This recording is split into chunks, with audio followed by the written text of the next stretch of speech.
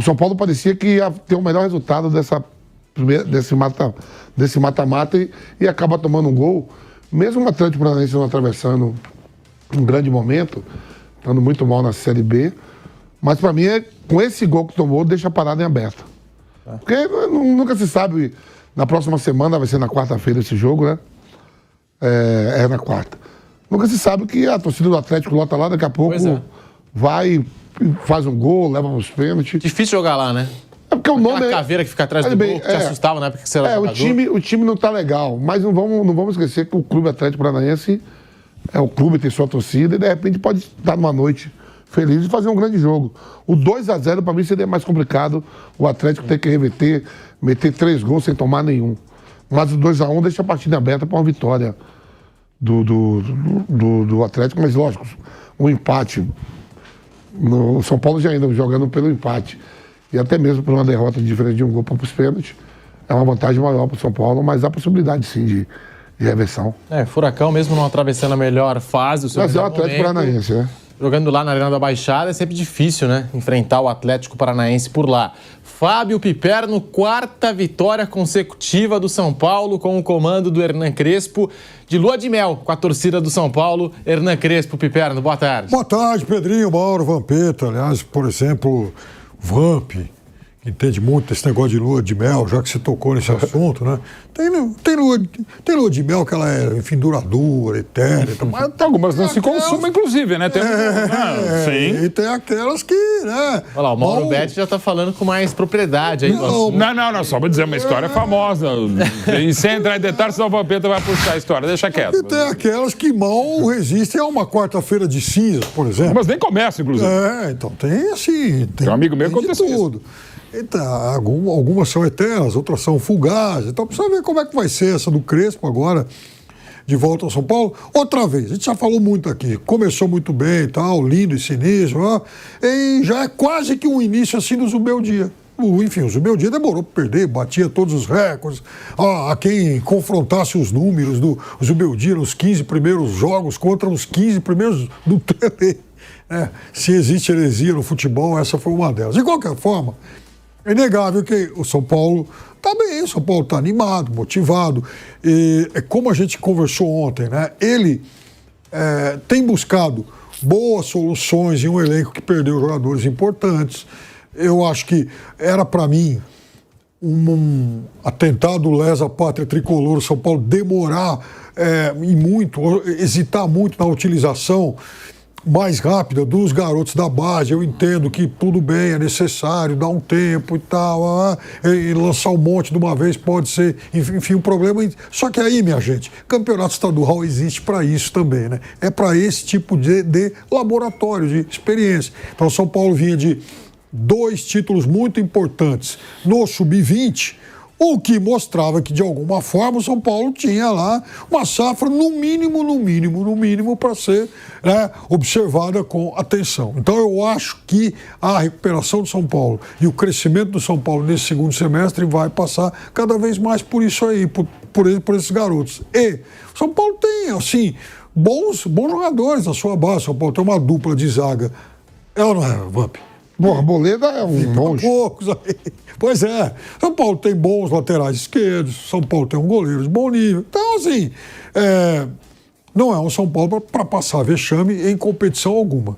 Dito tudo isso, acho que o resultado foi muito ruim para o São Paulo. O São Paulo perdeu a chance de economizar uma data na semana que vem, porque o São Paulo também vai jogar Libertadores. Aliás, o São Paulo fez uma ótima Libertadores até aqui. Então, segunda melhor campanha, né? Só perde segunda melhor campanha, exato. Então, Vamp, é um São Paulo que vai ter um confronto em Libertadores, é um São Paulo que ainda está lá no pelotão intermediário do Campeonato Brasileiro, com potencial para subir, mas para subir, São Paulo não, assim, vai ter que evitar alguns desgastes desnecessários. E pegou um time ruim. O Atlético Paranaense é um time 11º de Série B. Então, o São Paulo tinha que, ontem, jogando em casa, procurar fazer uma margem maior até para se poupar no jogo de volta, o que não vai acontecer agora. Porque imagina só, se acontecer o reverso disso. Quer dizer, o São Paulo, em vez de continuar nessa escalada de ascensão aí com o novo técnico, tem um tropeço e é eliminado da Copa do Brasil por um time de Série B. Seria algo extremamente doído. Contra o Fluminense, o São Paulo também. Melhor em campo, com mais oportunidades. E demorou para liquidar a partida. Desperdiçou até um pênalti. E ontem a mesma coisa. O São Paulo abriu 2-0, poderia ter feito 3 ou mais gols, já para liquidar logo essa parada aí pela Copa do Brasil e eliminar uma data do calendário, digamos assim, mas não conseguiu. E nos minutos finais, o ritmo do Atlético Paranaense, que era baixo no estádio do Morumbi, baixíssimo, né? O ritmo do Atlético subiu no jogo, o São Paulo, que vinha muito bem na partida, não sei o que aconteceu ali naqueles minutos finais, e o Atlético marcou um gol que deixa o confronto aberto, né? Separa São Paulo e Atlético Paranaense basicamente de um gol no jogo da volta lá na Arena da Baixada. Mas, continuando aqui no assunto São Paulo, nós temos os números, a nossa produção separou, números do Hernan Crespo à frente do São Paulo, desde que voltou ao clube, após a pausa para a Copa do Mundo de Clube. São Paulo troca, sai Zubeldia, chega Hernan Crespo e nós temos aqui a arte na tela para você que se liga pelo canal do YouTube Jovem Pan Esportes e pelo Panflix. 6 jogos, 4 vitórias, 1 empate, 1 derrota, 10 gols marcados, 6 sofridos, aproveitamento muito bom, 72%. Vampeta tá aí, o Hernan Crespo já fazendo a diferença, né? O time do São Paulo já sentindo, né, a chegada do Hernan Crespo. O dedo, né? O Vanderlei gostava de usar. Um abraço para ele, né? O dedo do treinador. Expressão. O Hernan Crespo chegando aí ao São Paulo, já conquistando resultados, bom desempenho. E o meio de campo titular, não foi o caso ontem, mas o meio de campo que ele entrou contra o Fluminense é bom, né? Marcos Antônio, Bobadilha e Alisson, né? Principalmente Marcos Antônio e Bobadilha ganhando cada vez mais confiança nesse time do São Paulo, Vamp. Então, né? Ele já ganhou o Campeonato Paulista com o São Paulo, quebrando aquele jejum de anos de títulos, né? Volta. Dos jogos que ele voltou, só teve um resultado negativo contra o Flamengo, né? Que ele mesmo fala que o Flamengo amou lá uma retranca que estava se segurando, mas depois disso desencalhou, né? No Campeonato Brasileiro, de 15 pontos disputados, ele conquista 10, né? São 3 vitórias e 1 empate. E aí veio agora na Copa do Brasil ganhando. Em relação ao meio-campo, não pode contar com o Oscar, que está lesionado. O Lucas está aí numa transição, tentando ganhar confiança de novo, se recuperar de uma possível lesão. Não vai contar mais com o Caleri. E ele ajeita o time com 3 zagueiros, certinho como ele gosta de jogar. O São Paulo, em nenhum momento, a não ser no jogo quando no Rio de Janeiro, passou sufoco. O Fluminense ganhou fácil, né? Contra o Bragantino foi um jogo também que o São Paulo jogou bem e acabou empatando. E o Crespo vai se ajeitando com o que tem. Ele falou ontem na coletiva, né, que ele lançou os meninos de Cotia, alguns que estão aí, outros que saíram, mas com ele vai jogar quem tiver melhor. E o Bobadilha começou a jogar bem e o Luiz Antônio, Marco Antônio, né? Marcos Antônio. Marco Antônio começou a jogar bem também. Então, quer dizer assim, vem ganhando, tem um jogo agora no final de semana pelo Campeonato Brasileiro também, que não é fácil. Mas vai ficando ali jogadores importantes, voltando a confiança, o próprio Arboleda mesmo, ganhando de novo a posição, com o Zubeldia estava ficando no banco. E tem a Libertadores, que aí é o jogo duro. Bota aqui todo mundo aqui. Não. Tem que entrar. Pô, eu olho pro lado. Eu olho pro lado. Eu olho. Não, tinha que entrar. Não sabe, beleza? Pô, aí eu olho pro lado. Não dá. Já não dá. Já tem o Vampeta aqui, pô. Então, mostra junto com o Vamp. Espetáculo. Coloca do lado do Vamp. Pô, que porra de Crespo, caralho. Eu já não enxergo bem. Com a luz eu falo, não, é isso mesmo. Que porra, eu tô falando aqui, que porra de Crespo, São Paulo, caralho. Bota aí nós aqui. Eu, por causa do glaucoma, eu não tenho vista, eu não enxergo na lateral. Aí eu olho assim. Eu tô tentando aqui falar, não, Bobadilha, que porra de Bobadilha, bota os caras aqui. Olha o meio campo aqui, olha. Olha o meio campo aí, olha. dinheiro, não dá pra precisar. Pera, eu também preciso. Realmente estou aqui no bate-pronto. Estou, pô, não tem como. A gente tá falando do Rio de São Paulo, O né? Pedro tá me perguntando como vai o Crespo, melhor que melhorou. Marcos Antônio, bobagem. Taticamente, O meio de campo do São Paulo, né? Olha o meio campo aqui. Isso é um clássico, pô. Isso é um clássico. É um trio de meio de Pode campo. ser uma linha de três defensiva. Não, Campo, ataque. o meio campo aí tudo rosinha, como o São Paulo gosta. Aqui é ele. Olha lá. Quem convidou o Vampeta lá? Olha o meio campo, ó. Bobadilha. Por que ela é bobadilha? E o Alisson. Pronto aí, Alisson. ó. E aí? Tomar no meio da beirada. Não, fica. Valeu aí. Vamos participar do Sempre O Pânico. programa hoje tá uma festa. Obrigado, meu gente. Bem, pô. Não, obrigado você, pô. Bom, Vamos participar do Pânico. agora. Surita. Desculpa, não. Muito obrigado. obrigado. O melhor momento que eu já fiz aqui no Bate Pronto, cara. Você também, Roberto. Pô, imagina, a gente não tem hoje a presença do Pilhado, já melhora. Aí, Muito. Pô, sensacional. Te amo, Pilhado. Sextou. Isso acontece na sexta-feira. Ah, sensacional. Ele tá falando do Bobadilha, então. Mas vamos lá, vamos lá, né? Volta análise, volta análise. Fechou. Seriedade aqui no Fechou o programa. meio campo consistente e o Luciano voltou a jogar bem também, né? Ó. Mais próximo do gol onde ele gosta. Gostei da O trilha André sonora. Silva também tá ali. O Ferreirinha, que eu acho que o Neto, o craque Neto, acho que vai botar. Falando. É calcinha, né? Eu não lembro o que o Neto vai botar, mas alguma coisa Ele assim. falou que se o Ferreirinha. Ah, é, fizesse Tanga. não sei quantos gols. Colocar Top tanga. leste, Eu uma prefiro- parada lá. Eu prefiro ele de armadura, que tem uma bela Então frase. o Ferreirinha guardou mais um lá pra conta, hein? Olha, tamo, ó, o Mas campeonato- esse gol. O campeonato vai até eu dezembro, acho que- Mauro. Ó. Não, mas Ó, vem cá, esse é agosto, Ó. setembro, outubro, novembro, dezembro. Vampi, sem querer defender o indefensável amigo querido do Jogada do craque Rodrigo. Neto, eu acho que o Neto falou 10 gols, acho que era no brasileiro, não era? Não sei se vale o gol. Não, acho que é Não, não, temporada. O Ferreirinha cobrou. Tudo. Temporada. Craque É, o Neto. Ferreirinha cobrou. Dos Agora- 15 gols que o Ferreirinha tem com a camisa do São Paulo, 7 nessa temporada, hein? Ou seja, Então aliás- o Neto fez renascer talvez esse espírito. Ou nascer, né? Aliás- Porque o Ferreirinha nunca foi de Eu fazer vi, muitos gols. eu, vi, né? eu vi que o craque Neto recebeu uma camisa. O Ferreirinha mandou uma camisa pra ele. Até Não, e o Neto tá em grande fase, é ótimo, ele e o Marcos se reentenderam, ele tem problemas que eu não coloquei no livro que eu escrevi junto com o Danilo Lavieri, um timaço lá que a gente lançou em 2012, Nunca Fui Santo, que tem uma ajuda substancial do Vampeta contando histórias do bastidores também do Marcão, mas o Marcão barato, porque ele estava na transmissão quarta-feira lá da Amazon Prime com o Galvão Bueno e com o Neto, né? E só 2 histórias o Marcão pediu para não botar no livro, que é exatamente o começo da treta dele com o Neto, tal, que graças a Deus está resolvido, e eu amo de paixão o Marcão, mais claro, e o Neto menos, mas eu amo de paixão. E o Marcão soltou uma dessa que o Marcos me irrita algumas vezes, porque assim, depois que saiu o livro, ele contou um monte de história maravilhosa, que o Marcos é fantástico, né? E às vezes ele acha que está no livro e não está. E ao contrário também acontece, né? Essa não está no livro e tá, mas enfim. E essa que ele mandou lá na transmissão é maravilhosa, né? Que o Galvão Bueno pergunta pro Marcão: Marcão, você parou de jogar quando? Ele fala: foi em 2011. Mas, na verdade, eu só avisei o Palmeiras em 2011, que eu parei de jogar em 2009, cara. É muito gênio. E não é verdade, ele teve ainda bons momentos até dezembro de 2011, o Marcão. É porque o Ferreirinha, acompanhando a carreira dele e analisando os números, né? Dos 15 gols que ele tem com a camisa do São Paulo, 7 só nessa temporada. 7. Com a camisa do Grêmio, ele tem 26 gols, mas é uma média baixíssima, né? Porque tem mais de. Acho que tem. Passa dos 150 Uma jogos. média de Denilson, assim. O Denilson foram só 18 gols para o São Paulo. Então, o Ferreirinha, Te amo. que fase, né? Que Legal. momento tá vivendo o Ferreira com a camisa do São Paulo?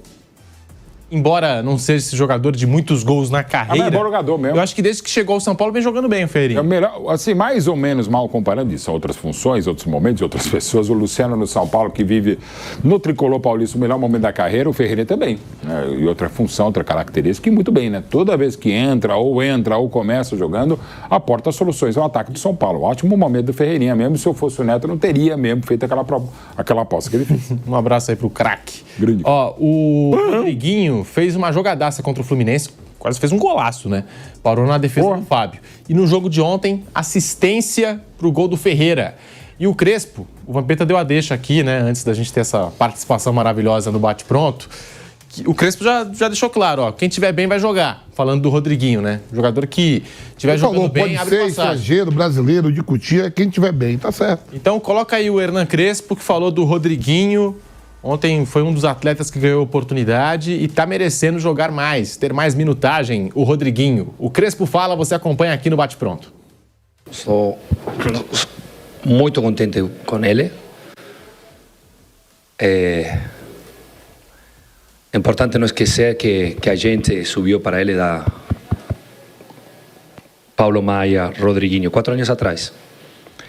Beraldo, Patrick, toda essa gente venía com a gente a trabalhar 4 anos atrás. Então, acredito da 4 anos atrás que estos garotos, o ex, já garotos de Cotia, são grandes. Então, ver essa realidade do Rodriguinho, a realidade do Pablo Maia, eu sou muito contente. Contente porque ele merece, porque são boas pessoas, bons atletas.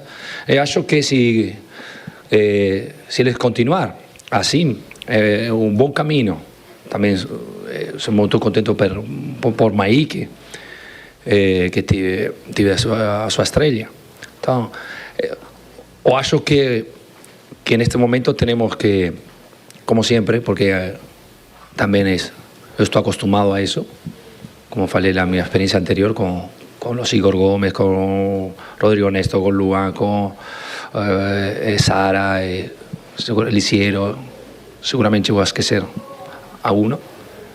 A idea es promover estos jugadores, mas no porque merecen, no porque eles vienen da Cotia, então, no, que merece joga.